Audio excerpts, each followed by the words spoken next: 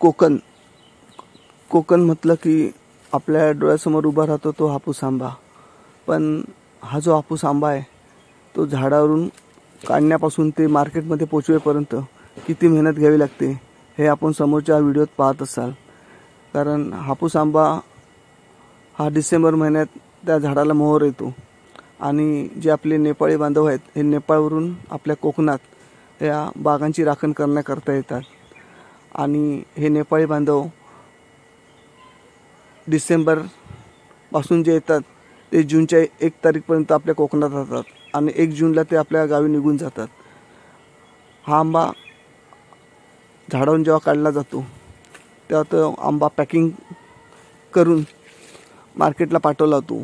हा आंबा कोकणात जास्त करून विकला जात नाही, कारण कोकणात जास्त माणसाने एखाद्या घेतलं तर 2-3 डझन आंबे घेतो आणि हा आंबा जर 7-8 दिवस राहिला तर खराब होण्याची शक्यता असते।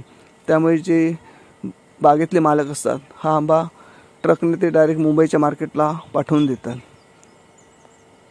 आणि जूनमध्ये जेव्हा पाऊस पडतो त्या जे आपले गुजराती बांधव आहेत तो हे आंबा खात नाहीत।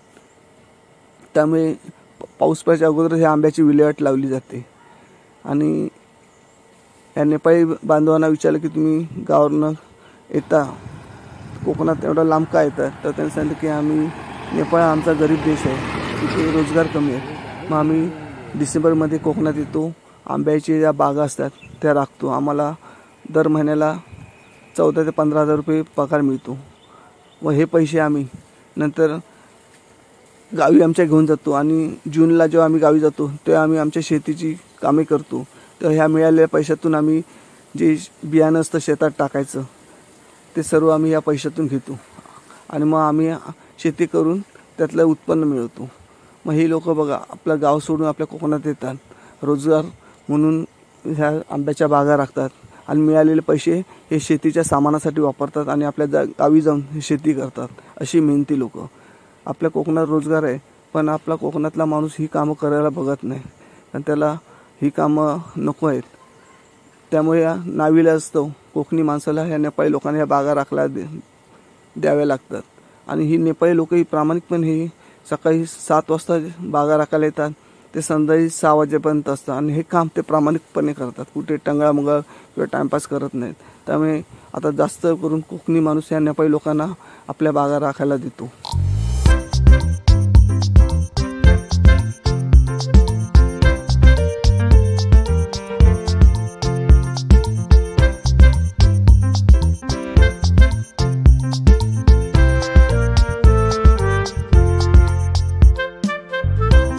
आपण जी समोर माणसे पाहत आहात ती नेपाळी माणसं नाहीत, ती आपल्या कोकणातलीच माणसं आहेत, पण बहुतेक 90% ह्या ज्या बागा राखल्या जातात ते नेपाळीच माणसं काम हे पाहतात। आता आपल्या कोकणात जो हापूस आंबा जातो त्या हापूस आंब्याला आता बाजारपेठेत मागणी कमी झाली आहे, कारण काय होतं बऱ्याच ठिकाणी काही जे आंब्याचे बागदार आहेत ते काय करतात आपल्या बागेतले आंबे असतात ते बहुतेक मार्च-एप्रिलमध्येच आंबे काढून मार्केटला पाठवतात। पण कधी कधी तो आंब्याचा फळ दिसायला मोठं दिसतं, पण खरा आंबा तो कोवळा आंबा असतो आणि पैशाच्या लोभापोटी हे पटकन ते आंबे काढले जातात आणि डायरेक्ट मार्केटला पाठवले जातात आणि फळ जरी मोठं दिसलं असलं तर कसं होतं कोवळं फळ असल्यामुळे ते आंबे खराब होतात। कारण एखादा माणूस जेव्हा बघा आंब्याची पेटी विकत घेतो तर ते जेव्हा पेटी आपण घेतो ते वर आंबे मोठे लावलेले असतात, पण जो खाली आंबा असतो तो छोटा आंबा असतो आणि कसं गवतामुळे आणि उष्णतेमुळे हे आंबे लगेच पिकतात म्हणण्याचा कोवळा आंबा असला तर तो कसा खराब होतो, कारण तो कोवळा असल्यामुळे कसा तुम्ही जो आंबा पेटी विकत घेता आणि आंबा जेव्हा कापता तर तुम्हाला बघा असा बावलेला दिसतो, कोवळा आंबा असल्यामुळे तो आंबा बावतो आणि आतमध्ये असा काळा दिसतो आणि कधी कधी काय आंबे बघा तुम्हाला असे आंबा कापतात पण आतमध्ये कापूस दिसतो पांढरा, त्याला कोकणात लाशा बोलतात। हे काय होतं कारण काय जे आंब्याचे व्यापारी असतात ते काय करतात आंबे काढून झाले की आता जून महिना चालू होणार, मग ते कल्टर म्हणून एक खत मिळतं ते भरपूर प्रमाणात घालतात, त्यामुळे कसा आंबा भरपूर पुढच्या वर्षी उत्पन्न देतो। पण जे आंब्याचं आयुष्य असतं ते फार कमी होत जातं.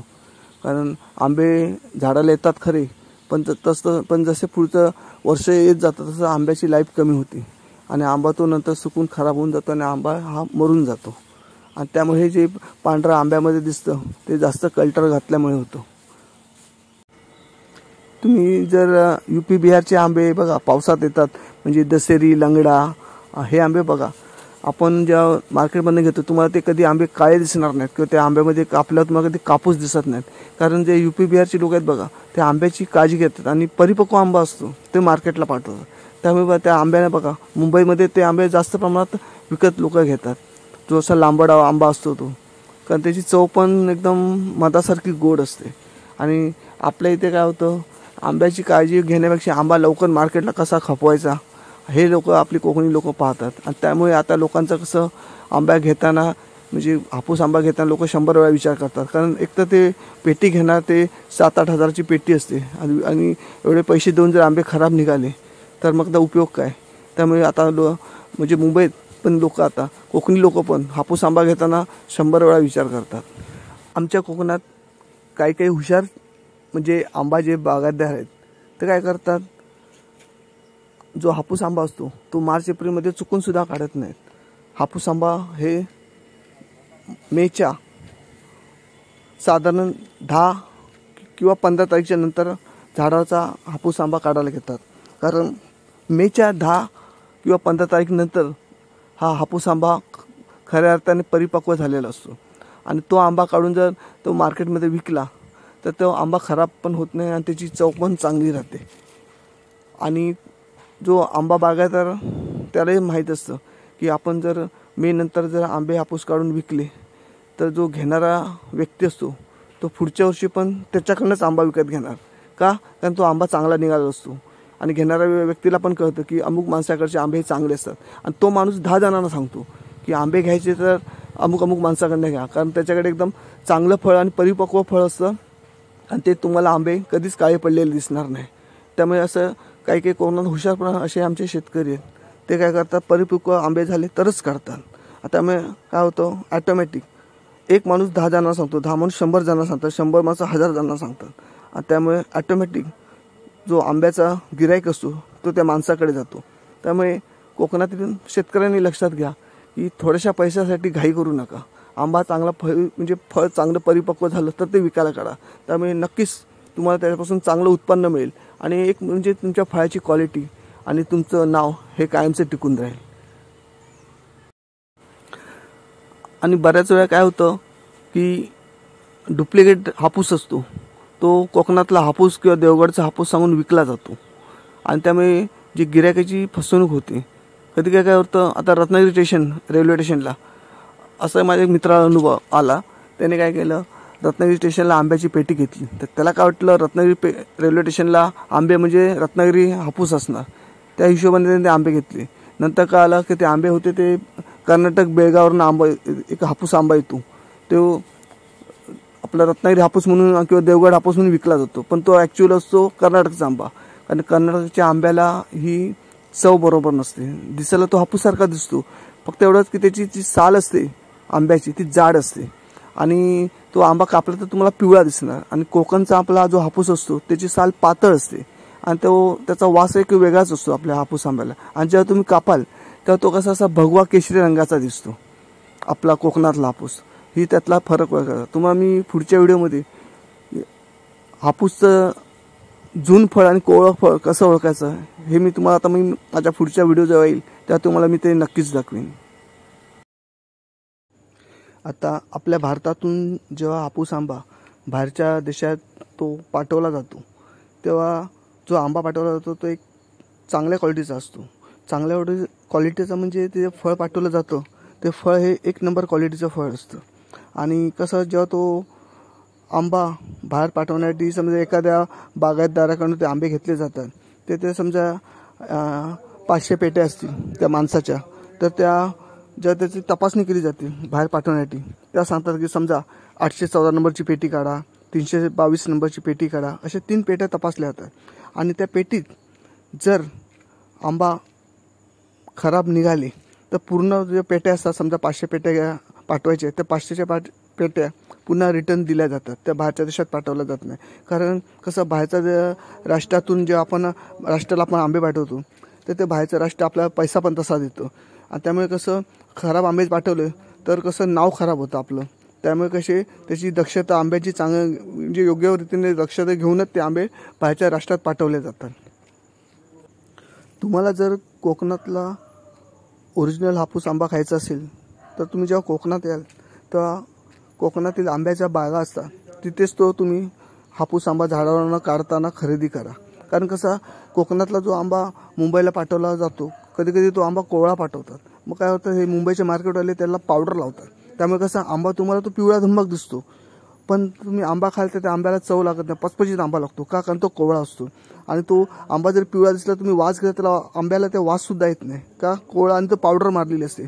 त्यामुळे तुम्हाला जर अस्सल कोकणातला आंबा खायचा असेल तर जर तुम्ही जेव्हा कोकणात येतात त्या कोकणातील ज्या बागा असतात तिकडनं तुम्ही तो आंबा खरेदी करा. म्हणजे कसे तुमची फसवणूक पण होणार नाही आणि तो आंबा तुम्हाला अस्सल मिळेल. आणि तो आंबा पण घेताना कधी घ्या, तुम्हाला मी माशी बोललो मेच्या 10 किंवा 15 तारखेच्या नंतरचा घ्यायचा आंबा. जर तुम्ही मार्च एप्रिल आंबे घेतला तर ते कोवळे आंबे असतात. ते आंबे घेण्यापेक्षा न आंबे घेतलेलेच बरे.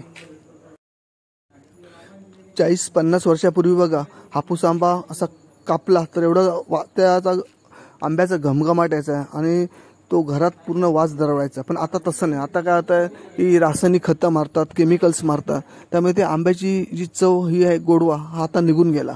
त्यामुळे आता लोक एकच बोलतात आंबा हापूस, पण कापल्यावर आतमध्ये पांढरा कापूस, असं आताही आपल्या हापूस आंब्याची गत झाली आहे. त्यामुळे रासायनिक खताचा तुम्ही आता वापर करू नका आणि चांगल्या दर्जाचा पिकवा आणि तो मग मार्केटमध्ये विका. तर आपल्या कोकणच्या म्हणजे हापूस आंब्याचं नाव जगभरात होईल. नाहीतर पुढच्या पिढीला हापूस आंबा म्हटलं तर कोणीच खरेदी करणार नाही. त्यामुळे आंब्याची तुम्ही दक्षता घ्या आणि चांगल्या रीतीचे आंबे पिकवा आणि मगच ते मार्केटमध्ये विकायला काढा. आपण हे जे आंबे पाहतात यांनी जे आंबे काढलेले हे एकदम चांगल्या क्वालिटीचे आंबे आहेत आणि हे कसे एकदम परिपक्व आंबा झाला तरच ते काढतात, कोवळा आंबा काढत नाही. त्यामुळे यांच्या आंब्याला खूप मागणी आहे.